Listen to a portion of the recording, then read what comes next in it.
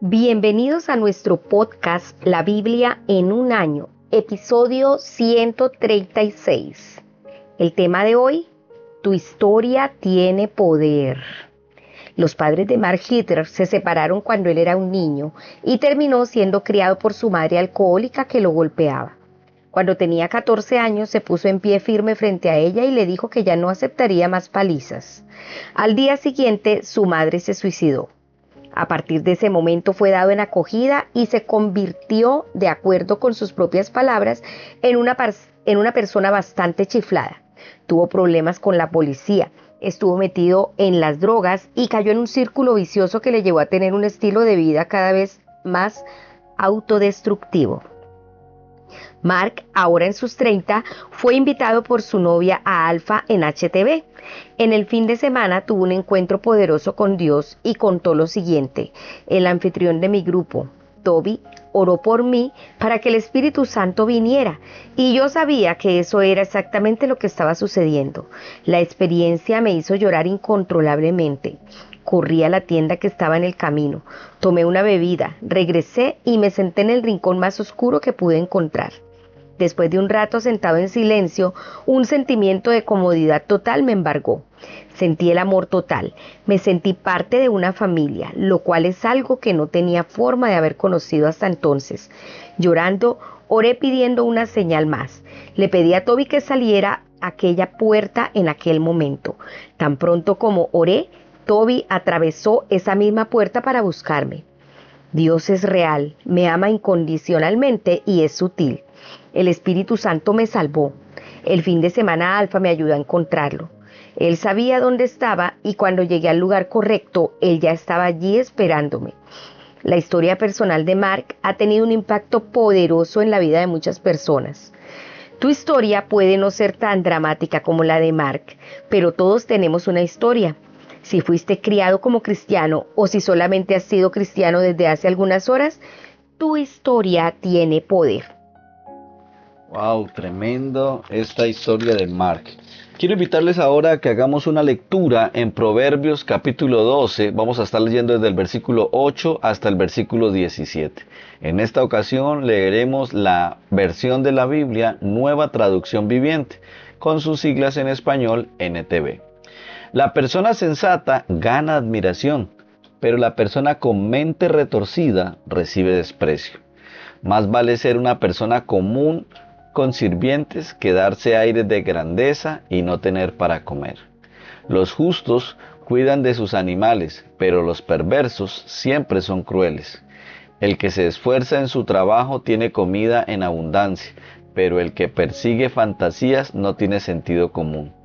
Cada ladrón envidia el botín del otro, pero los justos están bien arraigados y dan su propio fruto. Los perversos quedan atrapados por sus propias palabras, pero los justos escapan de semejante enredo. Las palabras sabias producen muchos beneficios y el arduo trabajo trae recompensa. Los necios creen en su propio camino. Los necios creen que su propio camino es el correcto, pero los sabios prestan atención a otros.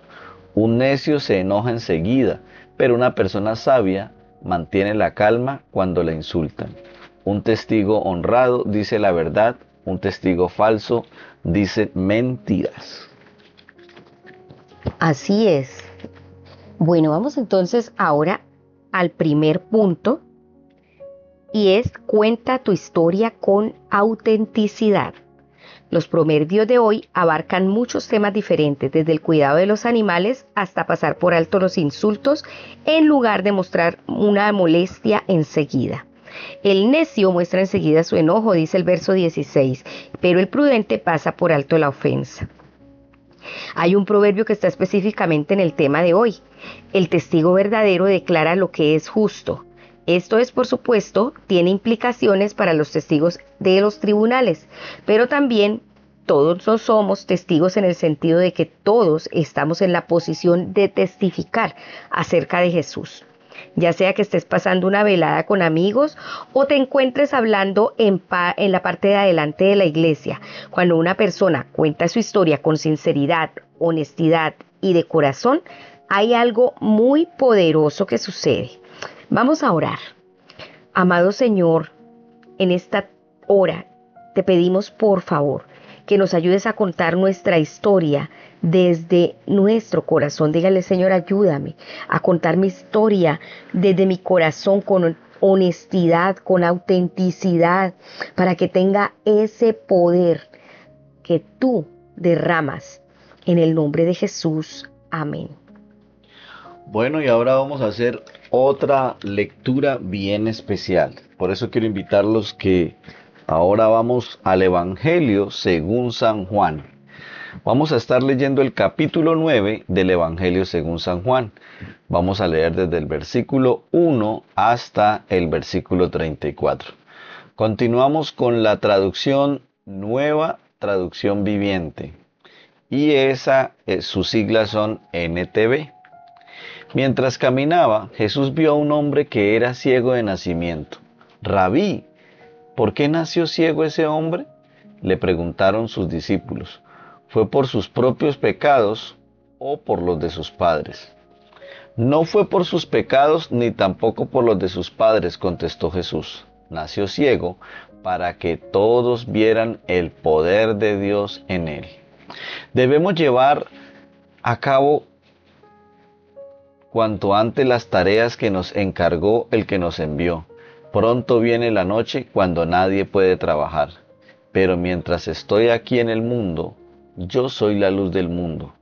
Luego escupió en el suelo, hizo lodo con la saliva y lo untó en los ojos del ciego. Le dijo, ve a lavarte en el estanque de Siloé. Siloé significa enviado. Entonces el hombre fue, se lavó y regresó viendo. Sus vecinos y otros que lo conocían como un pordiosero ciego se preguntaban, ¿no es ese el hombre que solía sentarse a mendigar? Algunos decían que sí, otros decían no, solo se le parece. Pero el mendigo seguía diciendo, sí, soy yo. Le preguntaron, ¿quién te sanó? ¿Cómo sucedió?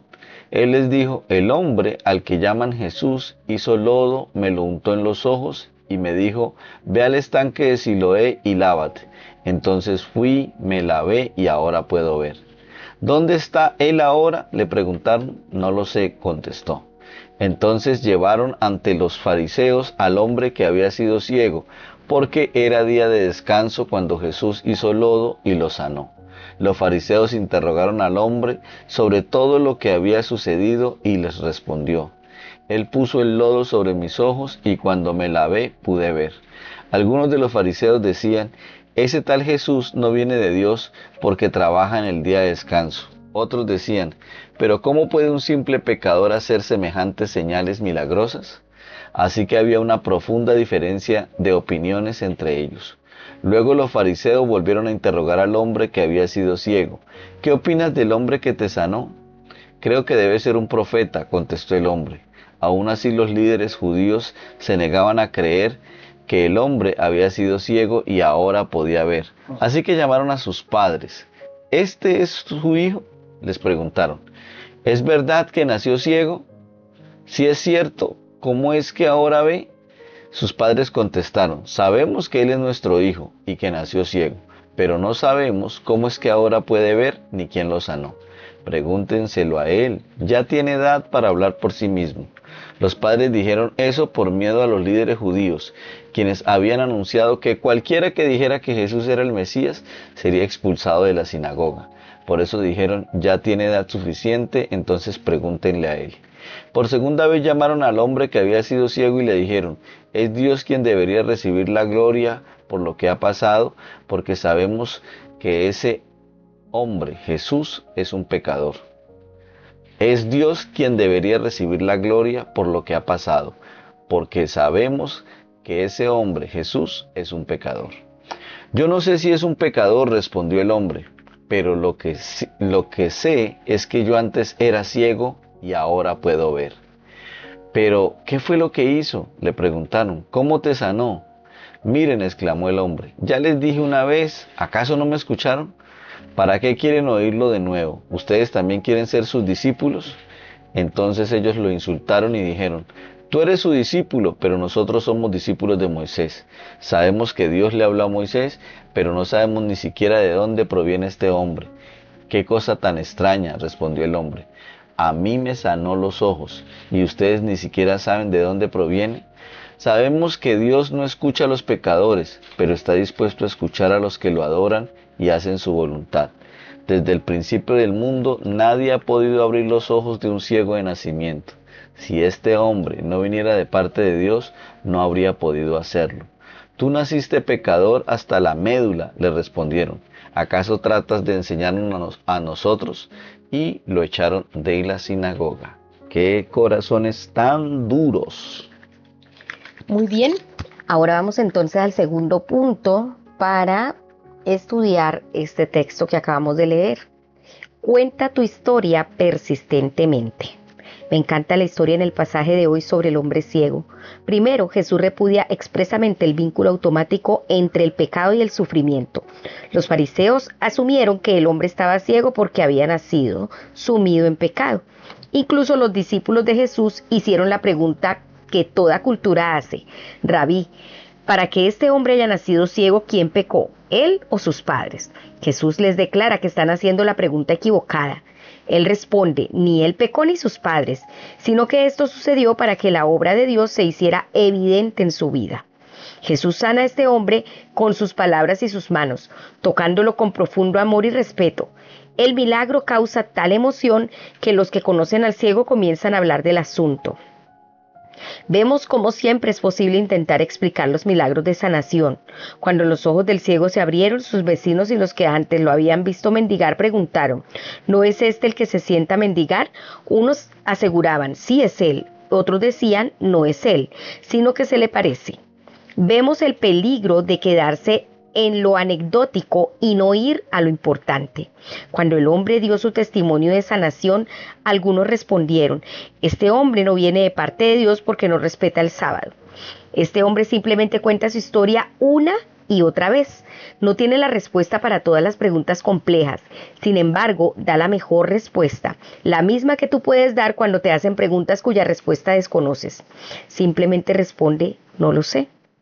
Lo que más me gusta es su respuesta cuando finalmente se siente frustrado porque todo el cinismo y el escepticismo de las preguntas de ellos, y les manifiesta que no sabe la respuesta a todas sus preguntas.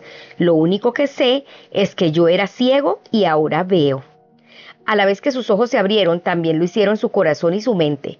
Comienza por saber de este hombre que se llama Jesús. Después ve que es un profeta de parte de Dios y finalmente cree que es Jesús, que es el Hijo del Hombre, y lo adora. Este es el poder del testimonio. Esta es una forma casi incuestionable para responder a las objeciones. Antes yo era así y ahora soy asá.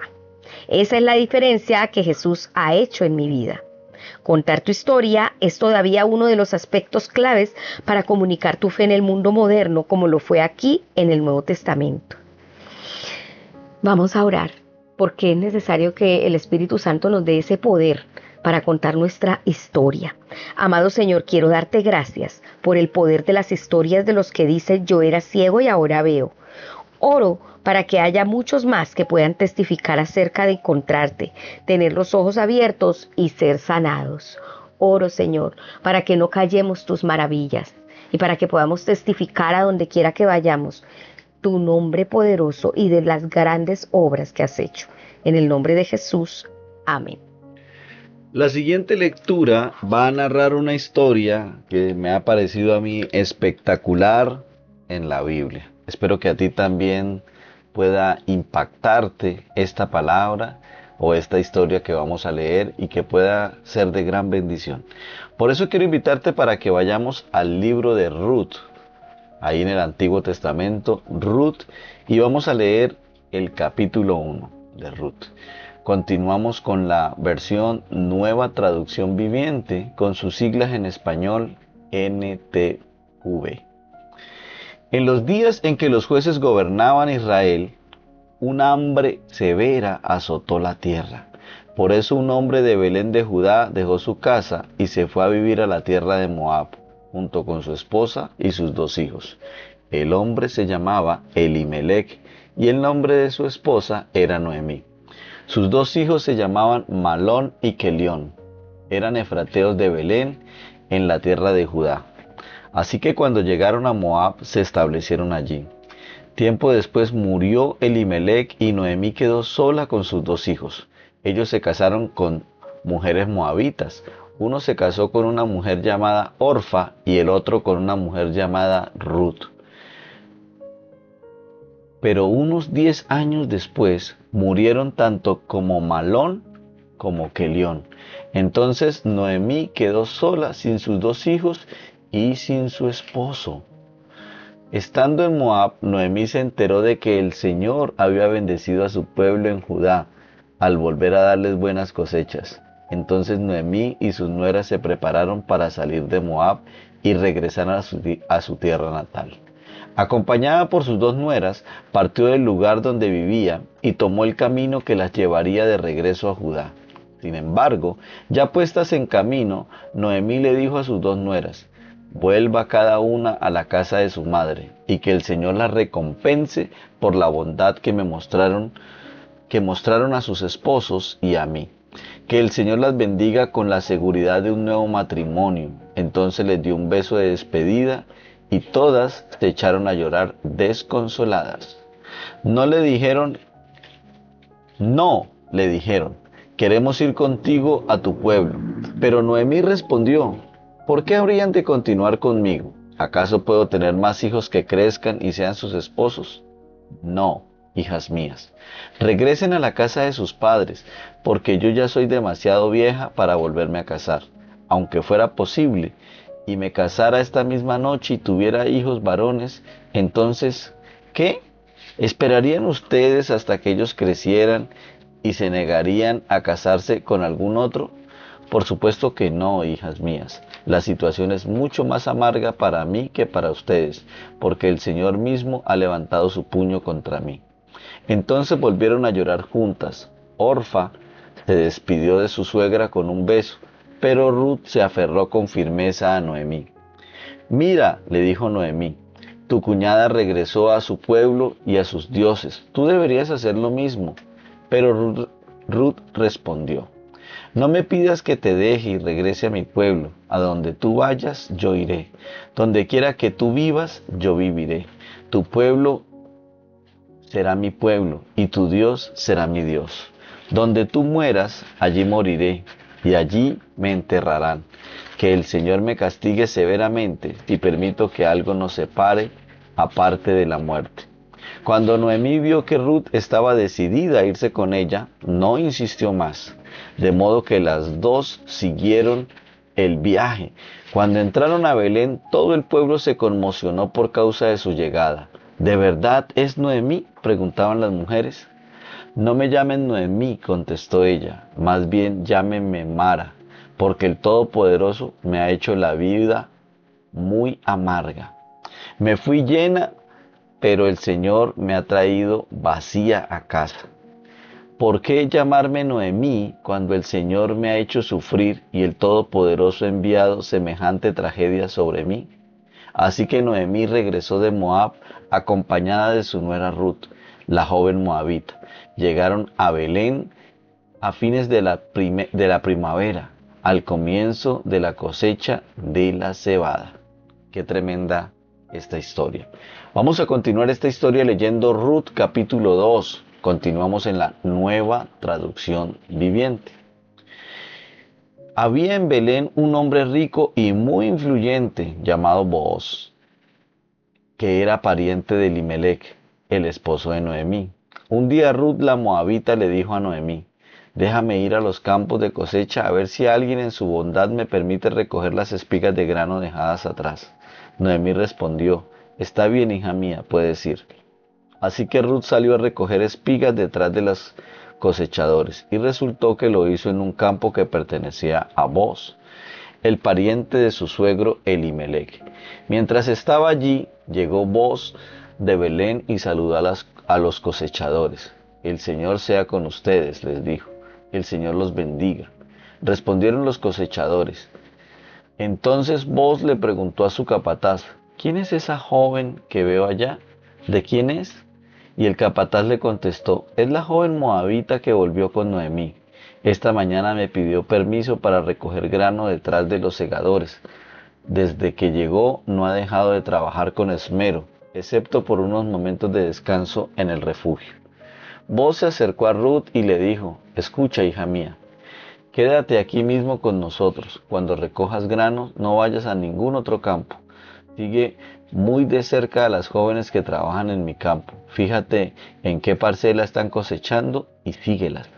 Advertí a los hombres que no te traten mal, y cuando tengas sed, sírvete del agua que hayan sacado del pozo. Entonces Ruth cayó a sus pies muy agradecida. ¿Qué he hecho para merecer tanta bondad?, le preguntó. No soy más que una extranjera. Sí, lo sé, respondió Boaz, pero también sé todo lo que has hecho por tu suegra desde la muerte de tu esposo. He oído que dejaste a tu padre y a tu madre y a tu tierra natal para vivir aquí entre gente totalmente desconocida. Que el Señor Dios de Israel, bajo cuyas alas viniste a refugiarte, te recompense abundantemente por lo que hiciste. Espero continuar siendo de su agrado, Señor, respondió ella. Usted me consoló al hablarme con tanta bondad, aunque ni siquiera soy una de sus trabajadoras. Después, a la hora de comer, Boaz la llamó. Ven aquí y sírvete de la comida. Puedes mojar tu pan en el vinagre. De modo que Ruth se sentó junto a los cosechadores y Boaz le dio a comer grano tostado. Ella comió todo lo que quiso y hasta le sobró. Cuando Ruth regresó a trabajar, Boaz ordenó a sus trabajadores: déjenla recoger espigas aún entre las gavillas y no se lo impidan. Además, arranquen de los manojos algunas espigas de cebada y déjenlas caer a propósito. Permítanle recogerlas y no la molesten. Así que Ruth recogió cebada allí todo el día, y cuando la desgranó por la tarde, llenó toda una canasta. Luego la cargó de vuelta al pueblo y la mostró a su suegra. También le dio el grano tostado que le había sobrado de su comida. ¿Dónde recogiste todo este grano hoy?, preguntó Noemí. ¿Dónde trabajaste? Que el Señor bendiga al que te ayudó. Entonces Ruth le contó a su suegra acerca del hombre en cuyo campo había trabajado. Le dijo: el hombre con quien trabajé hoy se llama Boaz. Que el Señor lo bendiga, le dijo Noemí a su nuera. Nos muestra su bondad no solo a nosotras, sino también a tu marido que murió. Ese hombre es uno de nuestros parientes más cercanos, uno de los redentores de nuestra familia. Entonces Ruth dijo: es más, Boaz me dijo que volviera y me quedara con sus trabajadores hasta que termine la cosecha. ¡Excelente!, exclamó Noemí. Haz lo que te dijo, hija mía. Quédate con las jóvenes hasta que termine la cosecha. En otros campos podrían molestarte, pero con él estarás segura. De modo que Ruth trabajó junto a las mujeres en los campos de Boaz y recogió grano con ellas hasta el final de la cosecha de cebada. Luego siguió trabajando con ellas durante la cosecha de trigo, a comienzos del verano, y todo ese tiempo vivió con su suegra. Qué tremenda esta historia, ¿cierto que sí? Tanto coqueteo. Bueno, tercer punto. Cuenta tu historia humildemente. El amor verdadero es a menudo duro, inconveniente y costoso, pero la verdadera felicidad solo llega a aquellos que se preocupan por los demás a costa de sí mismos. El libro de Ruth es una historia de dos viudas y un granjero en una aldea remota. Es un maravilloso contraste con el libro anterior de Jueces. Mientras que el contexto de los dos libros es idéntico, Ruth se establece en los días en que gobernaban los jueces. El contenido de los dos libros es muy diferente. Mientras que los jueces relatan un catálogo de maldades y trastornos porque cada uno hacía lo que le parecía mejor, como se puede leer en Jueces 21-25, el libro de Ruth es una maravillosa historia de lealtad, fidelidad y bondad, aún más impresionante por tener lugar en el mismo periodo de la historia. Mientras que el libro de los jueces abarca el panorama completo de la nación de Israel durante ese periodo, el libro de Ruth se centra en una familia específica. Nos recuerda que el Dios del universo y de la historia es también el Dios de todos los pequeños detalles de tu vida. Él no es solamente omnipotente y poderoso, sino que también es tu Padre que está íntimamente relacionado contigo. Tu vida y todos los detalles de ella importan a Dios. Tu vida cuenta. El libro de Ruth nos recuerda el cuidado, la provisión y la fidelidad de Dios en las pequeñas piezas de nuestra vida. Noemí estaba más preocupada por Ruth que por ella misma. Noemí quería que Ruth regresara a su casa para que pudiera tener una nueva oportunidad de casarse. Noemí estaba preparada para perder a Ruth por amor a su felicidad, pero el amor de Ruth por Noemí fue igualmente desinteresado y se entregó a sí misma. Ruth estaba preparada para no casarse de nuevo. Ella muestra una extraordinaria lealtad a su suegra. Le asegura: no insistas en que te abandone o en que me separe de ti, porque iré a donde tú vayas y viviré donde tú vivas. Tu pueblo será mi pueblo y tu Dios será mi Dios. Moriré donde tú mueras y allí seré sepultada. Que me castigue el Señor con toda severidad si me separara de ti algo que no sea la muerte. Eso lo leímos en los versos 16 y 17. Booz era también una persona que temía a Dios. Había oído hablar de la reputación de Ruth. Ella no solo era leal y fiel, sino que era extremadamente trabajadora. Alguien tuvo que haber dado testimonio acerca de ella. Booz señala: ciertamente me han contado todo lo que has hecho por tu suegra después de la muerte de tu marido, y que has dejado a tu padre, a tu madre y a la tierra donde has nacido, y has venido a un pueblo que no conociste previamente, le dijo Booz. Además, Ruth obviamente había testificado acerca de su propia fe en Dios, pues Booz sabía que ella estaba comprometida con Dios, bajo cuyas alas viniste a refugiarte, le dijo en el verso 12. Entonces Booz muestra una extraordinaria bondad con Ruth, quien a su vez le dice a su suegra: el hombre con quien he trabajado se llama Booz. Él ha sido bondadoso con nosotras ahora, como antes lo fue con los que ya han muerto. Sí, esa historia es fascinante, es excelente, que nos deja muchísimas enseñanzas. Vamos a orar, vamos a pedirle al Señor que podamos ser así, leales, bondadosos. Amado Señor, quiero darte gracias por este ejemplo de lealtad, bondad y fidelidad. Ayúdame a ser así, Señor. Ayúdanos como comunidad a ser un pueblo conocido por nuestra lealtad, nuestra bondad y fidelidad. Ayúdanos a vivir haciendo el bien a otros, aún a costa de nuestras propias vidas, porque ese es el servicio que tú nos enseñas. En el nombre de Jesús. Amén. El comentario de la pastora Pipa Gumbel dice en Ruth 1:1, ella toma toda la lectura de Ruth. Dice: qué alivio leer la historia de Ruth después del terrible comportamiento de la gente en los últimos capítulos del libro de Jueces. Aquí encontramos una vida tranquila, bastante idílica, donde todo el mundo es honesto, amable y confiable. La relación entre Noemí y Ruth es una relación extraordinaria de amor y lealtad, estableciendo estándares muy altos para la relación entre madre y nuera. Bueno, yo diría sí, entre suegra y nuera, pero madre y nuera también es conveniente. Muy bien. Esperamos que este devocional haya sido de muchísima bendición para sus vidas. Recordemos que tu historia importa. Recordemos que lo que Dios ha hecho en tu vida tiene poder. Quiero recordarles que este devocional fue escrito por el pastor Nicky Gumbel de la iglesia HTB en Londres, y las voces de este podcast son de Luis Alfonso González y Marisol Rojas. Que el Señor les bendiga.